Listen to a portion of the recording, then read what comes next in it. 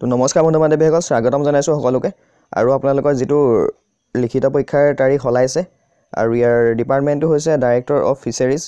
ইয়াত আপোনালোকে দেখা পাইছে অসম চৰকাৰৰ চাকৰি হয় পোষ্টটোৰ নাম হৈছিল জুনিয়ৰ এছিষ্টেণ্ট পোষ্ট তাৰ কাৰণে আপোনালোকৰ 7 এপ্ৰিল তাৰিখে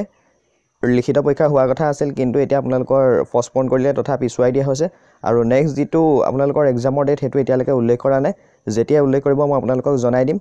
তো ইয়াৰ কি কাৰণে উল্লেখ কৰিলে হেতু জনাই দিছে যেটো আপোনালোকৰ আগন্তুক লোকসভা নিৰ্বাচন হ'ব তাৰ কাৰণে আপোনালোকৰ ডেটটো পিছুৱাই দিয়া হৈছে আৰু পিছৰ ডেটটো মই আপোনালোকক অফিচিয়ালি আহিলে জনাই দিম তো এতিয়া আপোনালোকে এটো জানি লওক যে 7 তাৰিখে এক্সাম হ'ব নহয় আৰু পোষ্টবিলাক কেনেকুৱা ধৰণৰ আছিল মই আপোনালোকক জনাই দিছো